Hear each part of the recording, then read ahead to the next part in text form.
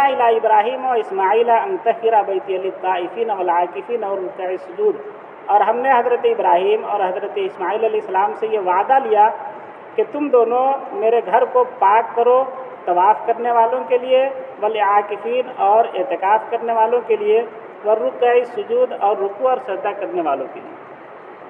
یہ جو گھر ہے یہ ہمیشہ پاک رہے گا بتوں کی نجاست سے اور طرح کی گندگی سے، اور 4 طرح کے لوگوں کے لیے یہاں پر اس کو مطلب فری رکھنا ہے۔ ایک طواف کرنے والوں کے لیے، طواف ایک مستقل عبادت ہے اسلام کے اندر، لیکن وہ عبادت صرف خاص ہے بیت اللہ کے ساتھ، یعنی خانہ کعبہ ہے اس کا طواف صرف آدمی کر سکتا ہے۔ اس کے علاوہ خانہ کعبہ کے طواف کے علاوہ کسی مسجد، کسی قبر، کسی مزار، کسی کوئی بھی چیز اگر اس کا کوئی طواف کرتا ہے تو یہ بہت بڑا گناہ ہے، گناہ کبیرہ ہے، اور کفر کا اس پر اندیشہ ہے۔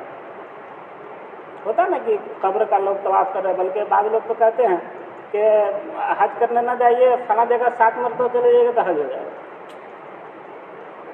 یہ اسلام کو ایک دم بدل دینا ہے۔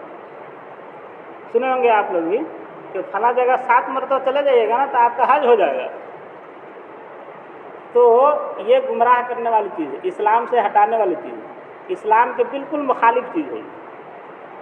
تو طواف صرف خانہ کعبہ کا کیا جاتا ہے، اس کے علاوہ کسی چیز کا طواف نہیں، چاہے جتنی بڑی مسجد ہو، بیت المقدس تیسرے نمبر کی مسجد ہے، دوسرے نمبر کی مسجد مسجد نبوی ہے، لیکن اس کا بھی طواف نہیں ہے، طواف صرف خانہ کعبہ کا۔ ایک تو یہ، دوسرے والعاکفین اعتکاف کرنے والوں کے لیے۔ اعتکاف ہم لوگ جانتے ہیں، اعتکاف جو مسجد میں بیٹھ کر کے اگر مرد ہے اس کو اعتکاف کرنا ہے تو مسجد اس کے لیے زیادہ بہتر ہے، عورت ہے تو گھر اس کے لیے ہے۔ اور رمضان کا جو اعتکاف ہوتا ہے 10 دن کا، وہ اعتکاف سنت کہلاتا ہے، سنت مؤکدہ۔ اور باقی جو اعتکاف ہے آدمی نفلی اعتکاف کرے، 2 دن کا اعتکاف کر سکتے ہیں، 1 دن کا کر سکتے ہیں، بلکہ فقہ نے یہاں تک لکھا ہے کہ اگر آدمی 1 گھنٹے کے اعتکاف کی نیت مسجد میں کر لے گا تو اس کو بھی اعتکاف کا ثواب ملے گا۔ مسجد میں آتے ہوئے اعتکاف کی نیت کر لے آدمی، جتنی دیر وہ رہے گا اس کو اعتکاف کا ثواب ملے گا۔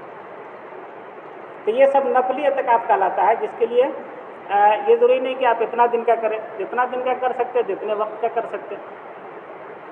دوسرا ہے والرکع السجود، رکوع سجدہ کرنے والوں کے لیے۔ اصل رکوع سجدہ کرنے سے مراد ہے نماز پڑھنا، چونکہ نماز کا اصل مقصد ہے اللہ کے سامنے اپنے آپ کو ذلیل کرنا، اپنے آپ کو عاجز ظاہر کرنا، اور سب سے زیادہ عاجزی جو ظاہر ہوتی ہے وہ رکوع اور سجدے کے اندر ظاہر ہوتی ہے۔ نماز کا جو سب سے اہم رکن رکوع اور سجدہ ہے، سب سے زیادہ عاجزی کا اظہار اس میں ہوتا ہے کہ آدمی اللہ کے سامنے جھک گیا، اور پھر دوسرے اسٹیپ میں اللہ اتنا کہ اپنے سر کو، پیشانی کو اللہ کے سامنے رکھ دیا۔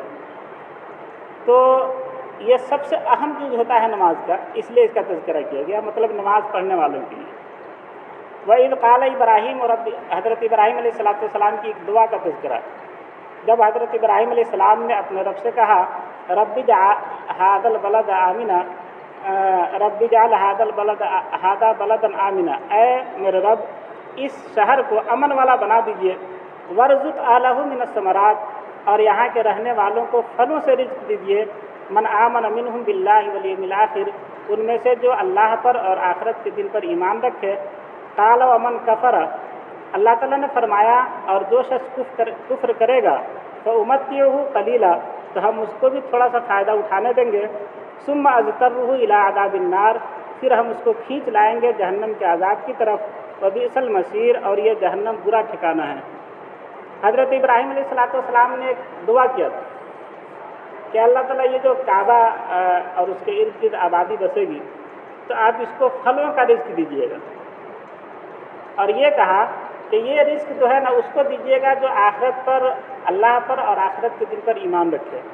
اللہ تعالیٰ نے کہا کہ دیکھو رزق کا جہاں تک معاملہ ہے ہم رزق میں سب کو شامل رکھیں گے، چاہے وہ میرا فرما بردار ہو چاہے نافرمان ہو، چاہے مسلمان ہو چاہے کافر ہو، چاہے ہم کو مانتا ہو چاہے نہ مانتا ہو، رزق میں تو ہم سب کو برابر رکھیں گے۔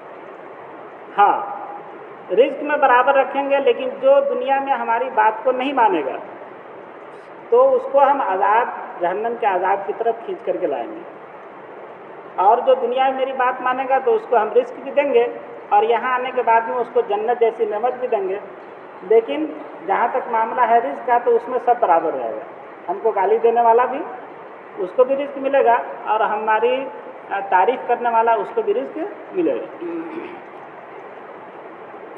حضرت ابراہیم علیہ ایک بات تو یہاں پر سمجھنے کی ہے کہ حضرت ابراہیم علیہ السلام کی اس دعا کا اثر یہ ہے کہ جو پھل آپ کو موسم میں یہاں نہیں ملے گا وہ پھل بغیر موسم کے بھی وہاں مل جاتا ہے۔ جانے والے لوگ بتلاتے ہیں کہ کوئی ایسا پھل نہیں ہے جو آپ کو وہاں نہ ملے گا۔ آپ یہاں امرود کا جوس نہیں پیئیں گے، وہاں امرود کا جوس بھی ملے گا۔ جس چیز کا جوس آپ یہاں نہیں استعمال کرتے اس کا جوس وہاں ملے گا۔ حالانکہ بہت کم پھل ہے جو وہاں پیدا ہوتا ہے۔ کھجور اگل بغل میں پیدا ہوتا ہے مکہ کے، اور اس کے علاوہ تو جیسے اپنے یہاں آم ہے، امرود ہے، فلاں ہے، چنا ہے، اب تو مٹی رکھ کر کے بہت سارا درخت وہاں لگانا شروع کر دیا ہے، لیکن کچھ دن پہلے وہاں کچھ نہیں تھا۔ لیکن جتنا پھل کی جتنی قسمیں ہوتی ہے وہ سب وہاں پہنچتی ہے۔ یہ حضرت ابراہیم علیہ السلام کے دعا کی قبولیت کا اثر۔ دوسری بات یہ ہے کہ حضرت ابراہیم علیہ السلام نے یہ دعا کیوں کیا کہ اللہ کے ماننے والے، آخرت پر ایمان رکھنے والے کو آپ رزق دیجیے گا۔ نبی ہیں تو نبی کو تو سب کی ہمدردی ہوتی ہے نا۔ پھر اللہ تعالیٰ نے کہا بھی کہ نہیں، اس میں تو ہم سب کو دیں گے، تم جیسے دعا کرو نہیں کہ صرف ماننے والے کو دیجیے، تو نہیں، ہم سب کو دیں گے۔ اس کی اصل وجہ یہ ہے کہ حضرت ابراہیم علیہ السلام نے جو دعا کیا اس میں ادب کا تقاضا یہی تھا کہ اللہ تعالیٰ سے یہ کہا جاتا ہے کہ اپنے ماننے والے کو رزق دیجیے۔ یہ کہنا، کسی سے یہ سفارش کرنا کہ آپ کا جو دشمن ہے نا اس کو فلاں چیز دے دیجیے، یہ بے ادبی ہے۔ ہم اگر کسی بڑے آدمی کے پاس جائیں اور ان سے یہ کہے کہ آپ کا جو فلاں دشمن ہے نا اس کو آپ فلاں نعمت دیجیے، تو اس کو اچھا نہیں لگے، بے ادبی ہے۔ اس طرح کا مطالبہ بے ادبی ہے۔ تو حضرت ابراہیم علیہ السلام نے یہ کہا کہ آپ اپنے فرما برداروں کو دیجیے۔ ادب کا تقاضا یہ تھا کہنے کا۔ باقی اللہ تعالیٰ نے کہا کہ ہم سب کو دیں گے، کہ ہم سب کو پیدا کیے تو سب دینا تو ہمارا سب کو دیں گے۔ بیٹا اگر نافرمان ہو جاتا ہے تو باپ پھر بھی اس کو حصہ دیتا ہے اپنے جائیداد میں سے۔ نافرمان ہے وہ ٹھیک ہے، لیکن میری تو کیا اولاد ہے نا، اس لیے ہم کو تو دینا ہے، ہم تو دیں گے اس کو، باقی وہ اس کو اپنا سمجھے۔ اسی طریقے سے اللہ تعالیٰ نے کہا کہ دیکھو، چونکہ میری پیدا کی ہی مخلوق ہے، ہم دیں گے سب کو رزق، لیکن ہمارے رزق کا جب احسان شکریہ ادا نہیں کرے گا تو ہم اس کو جہنم کی سزا دیں گے، جس کی جگہ آخرت ہے، دنیا نہیں ہے۔ دنیا میں تو سب برابر ہے۔ دنیا یہ بدلے کی جگہ نہیں ہے، بدلے کی جگہ آخرت ہے۔